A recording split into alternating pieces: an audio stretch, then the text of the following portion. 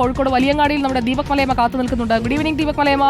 ചാലയിലെ അവസ്ഥ കണ്ടല്ലോ, കോഴിക്കോട് വലിയങ്ങാടിയിൽ എങ്ങനെയാണ് കാര്യങ്ങൾ?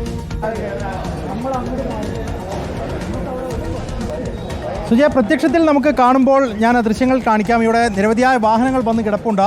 സാധനങ്ങളൊക്കെ ഇറക്കിക്കൊണ്ടേ ഇരിക്കുകയാണ്. ഒരു വശത്ത് സവാളയൊക്കെ കടയിലേക്ക് ഇറക്കുന്ന ദൃശ്യമൊക്കെ നമുക്ക് കാണാം. അങ്ങനെ ഭക്ഷ്യധാന്യങ്ങളൊക്കെ ശേഖരിക്കുന്ന, അത് വലിയ രീതിയിൽ ഹോൾസെയിൽ എന്നുള്ള നിലയ്ക്ക് വിപണനം നടക്കുന്ന ഒരിടമാണ് വലിയങ്ങാടി എന്ന് പറയുന്നത്. ഇവിടുത്തെ നിലത്തിൻ്റെ ഒരു കാഴ്ച കണ്ടാൽ ഇത് കോൺക്രീറ്റ് ചെയ്തിരിക്കുകയാണ്. ഇപ്പോൾ ഇങ്ങനെ വരണ്ട് കിടക്കുന്നുണ്ട്, പ്രശ്നങ്ങളൊന്നും ഇല്ല എന്ന് നമുക്ക് പ്രത്യക്ഷത്തിൽ തോന്നാം. ഒരു വശത്ത് അരിയൊക്കെ കൂട്ടിയിട്ടിരിക്കുന്നത് കാണാം. പക്ഷേ ഇവിടുത്തെ പ്രശ്നം എന്ന് പറയുന്നത് ഒരു ഭാഗത്തെ ഓട കഴിഞ്ഞ തവണ വൃത്തിയാക്കുന്ന സാഹചര്യമുണ്ടായി. അതേസമയം തന്നെ ഇപ്പോൾ ഈ ആളുകളൊക്കെ, വ്യാപാരികളും ചുമട്ട് തൊഴിലാളികളൊക്കെയാണ് ഇവിടെ നിൽക്കുന്നത്. ഇവരൊക്കെ നിൽക്കുന്ന ഈ ഒരു ഭാഗം എന്ന് പറയുന്നത് പൂർണ്ണമായും വെള്ളം മഴ പെയ്തു കഴിഞ്ഞാൽ പുറത്തേക്ക് ഒഴുകുന്ന അവസ്ഥയാണ്. എന്ന് വെച്ചാൽ ഈ കാണുന്ന കോൺക്രീറ്റിൻ്റെ പകുതിയോളം ഭാഗം അങ്ങനെ മൂടിപ്പോകുന്ന സാഹചര്യമാണ് ഉണ്ടാകാറുള്ളത്. പക്ഷേ അത് വൃത്തിയാക്കുന്നതിനുള്ള നടപടികൾ ഉണ്ടായിട്ടില്ല എന്നുള്ളതാണ് ഇവരെ സംബന്ധിച്ചുള്ള ഏറ്റവും വലിയ ബുദ്ധിമുട്ടെന്ന് പറയുന്നത്. അതിനുള്ള പ്രധാനപ്പെട്ട കാരണം എന്ന് പറയുന്നത് എലി ഉൾപ്പെടെ ഈ അരിയൊക്കെ കെട്ടിയിട്ട് സ്ഥലത്തേക്ക് കയറുന്ന സാഹചര്യമുണ്ട്.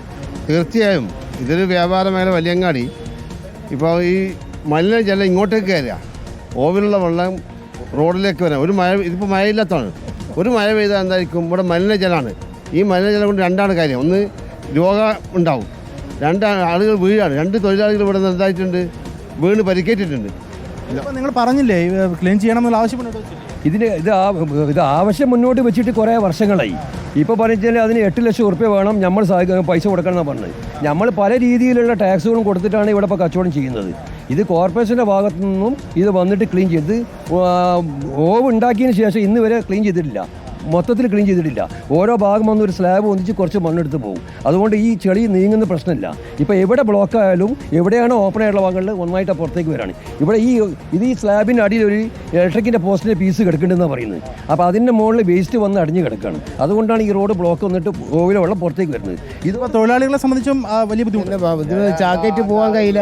കാരണം നമ്മൾ നേരെ ചാക്കറ്റ് വരെ നേരെ ഇതിൻ്റെ മുകളിലേക്ക് ചാക്കും നമ്മളേറ്റ് വീണു. പിന്നെ എന്തോ വാങ്ങി കൊണ്ട് എല്ലാവരും കഴിച്ചിലാണ്. അല്ലെങ്കിൽ ഇവിടെ ഒരുപാട് മരണം, എന്തെങ്കിലും അപകടം സംഭവിക്കും.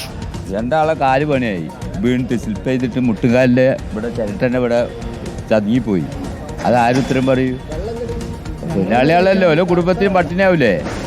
പിന്നെ നമ്മളെ പോലത്തെ ഈ തൊഴിലാളികൾ എന്തെങ്കിലും ശേഖരിച്ച് എനിക്ക് കൊടുക്കാന്നല്ലാതെ വേറെ ആര് കൊടുക്കൂ?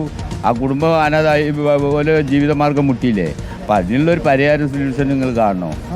ഇപ്പം നല്ല മഴക്കാറുള്ളൊരു സമയത്ത് കൂടിയാണ് നമ്മളിവിടെ നിൽക്കുന്നത്. പക്ഷേ നേരത്തെ അശ്വിനൊക്കെ കാണിച്ച പോലെ വെള്ളത്തിൻ്റെ ഒന്നും കാഴ്ച തൽക്കാലം നമുക്ക് കാണിക്കാൻ കഴിയില്ല. കാരണം മഴയില്ലാത്ത സമയമാണ്. ഇത് വൃത്തിയുള്ള പ്രദേശമായി നമുക്ക് ഫീൽ ചെയ്യുകയും ചെയ്യും. പക്ഷേ മഴക്കാലം വന്നു കഴിഞ്ഞാൽ സ്ഥിതി, മഴ വന്നാൽ വലിയങ്ങാടി ഒരു വലിയ കുളമായി മാറും എന്നതാണ് അവസ്ഥ. ദീപക് മലയമ്മയാണ് കാര്യങ്ങൾ പറഞ്ഞുകൊണ്ടിരിക്കുന്നത്. അപ്പോൾ മഴ പെയ്താൽ അതൊരു മാലിന്യവാഹിയായ അങ്ങാടിയായി മാറും. അപ്പോൾ മഴക്കാല പൂർവ്വ ശുചീകരണം കോഴിക്കോട് വലിയങ്ങാടിക്കും വേണം എന്നതാണ് ദീപക് മലയമ്മ ഇപ്പോൾ സംസാരിച്ച ആളുകൾ പറയുന്നതിൽ നമ്മൾ മനസ്സിലാക്കേണ്ടതാണ്.